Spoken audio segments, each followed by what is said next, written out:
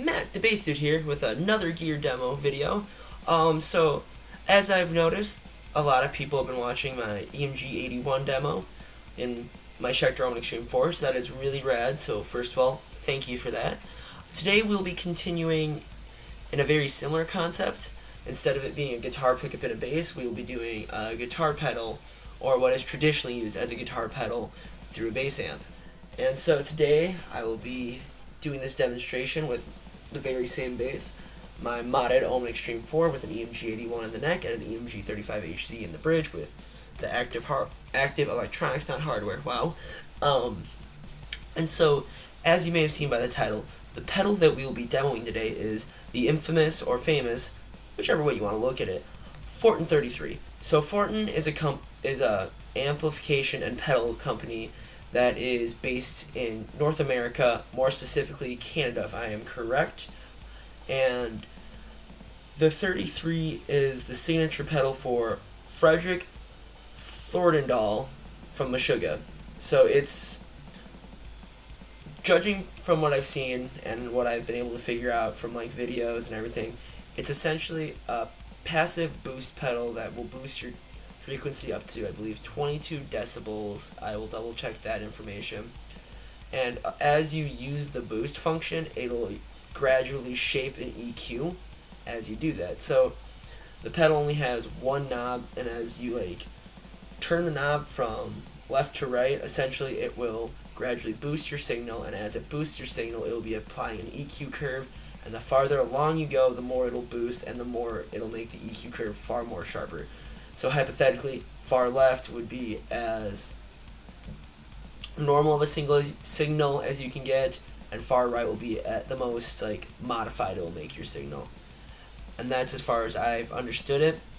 I purchased my Fortin 33 from their website. I will leave a link down below for $233.33 US. So that's a pretty good deal for the pedal. However, if let's say the Fortin 33 isn't quite up your price range, from what I've been able to see and tell from various videos on YouTube, the Fortin grind will do the same exact thing. So let's say you really like how my bass tone sounds in this video, and you don't want to buy a 33, feel free to buy a used grind or something and save yourself some money for the same tone.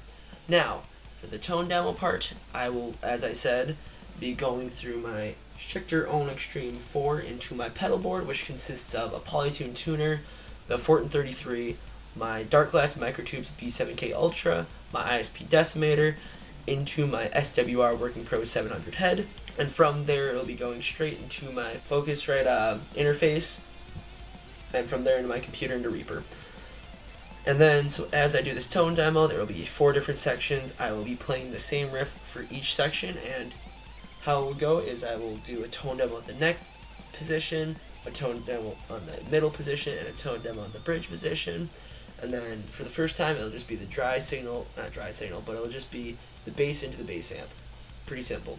And the second pass through, it'll be the bass through the 33 through the bass amp. For the third pass through, it'll be the bass through the Darkglass through my bass amp. And then for the final pass through, it'll be how I personally use this pedal, which will be the bass through the 33 through the Darkglass and through my bass amp. How this ended up coming to be was I play guitar in one band and bass in the other. And personally, I didn't feel the need to start a separate pedal board for my guitar rig, especially since I would use the same noise gate and the tuner anyway, so I might as well save myself some money.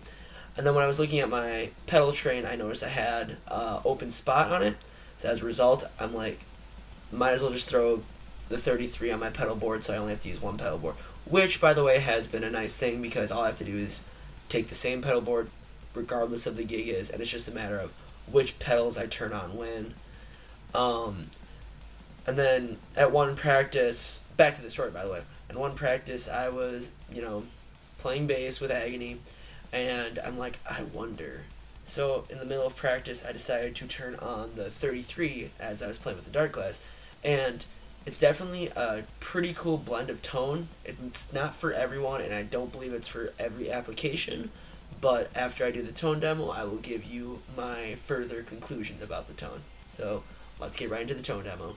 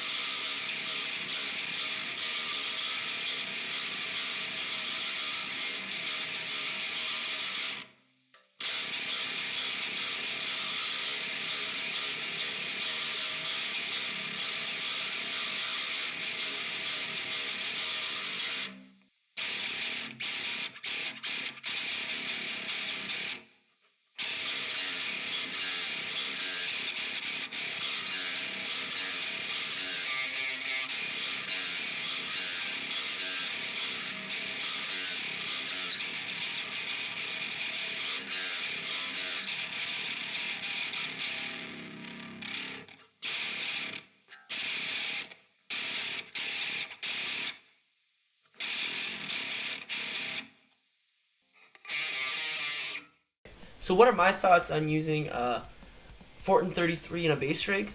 Well, personally, I mean, since it's meant to be a guitar like boost pedal, the EQ is more centered towards the mid range because that's what will, like, in a way bring out a lot more of the desired tonalities in a guitar tone in metal typically. So to me, when you add the 33 over a Darkglass distortion, it just changes the shape of the distortion, if that makes any sense with how I just worded it. So essentially, like, how I viewed it was that, I mean, again, as I said in my EMG81 demo, I'm no tone expert, so I cannot attest to all of this, obviously.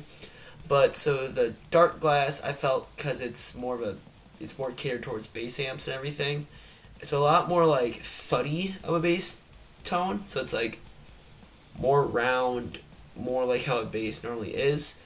And when you turn on the 33 in conjunction with it, it kind of makes it more of a buzzsaw-y tone, which, I mean, it would work really good for either a noise band, a hardcore band, to be honest, or like an old school black metal band, because I mean, like, the bass tone in Death Crush, like the ban da dan da dan da, honestly, with a stupid distorted tone like that, I think it would really do wonders. Alright, Matt from the future here. Excuse the odd setup. I'm back for like winter break after my first semester of college, and I don't have a desk. I forgot that I brought my desk to school, and so I'm editing the video right now, and I take back what I said. I honestly, personally, really enjoy the tone that the 33 with the Darkglass got.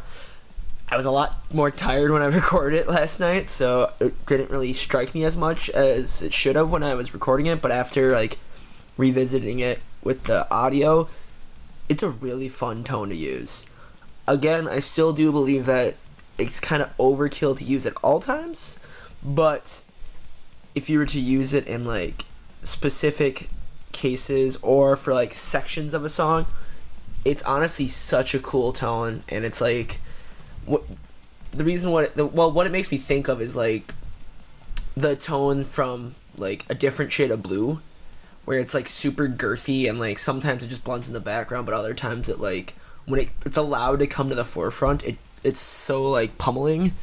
And so that's what it makes me think of, and I love it. I definitely only use that for some occasions live, though, as I said, but it officially gets a thumbs up for me, and honestly, I would recommend that tone at least to mess around with, because it's super fun to mess around with. Anyways, back to the original outro. Thanks. Also, it's like, there is a difference between, like, straight DIing the bass amp into a Reaper than it is when you're actually in a room with the amp and the pedals. So I really hope that this video does it justice, and if it doesn't, I apologize. I definitely use this tone live when it's a part that I feel needs a little more boost from the bass, which apparently is, like, kind of what the purpose of Johnny Christ putting the EMG81 in his bass was to add a little more grit when needed. So, like, we have this song where the two guitars are doing this melodic run together, and so then the bass is doing something different for a little bit. I typically like to turn it on during that part, because as the guitars are doing their melodic run, you have a lot more girth of a bass going with the drums in the background. At least that's how I like to use it. Overall, it's definitely a tone that's not meant for every scenario, but it's a really cool tone to know that I do have in my arsenal whenever it comes to live shows. So, as always, I'm Matt the Bass Dude. Thank you for watching this gear demo. Have a great rest of your day.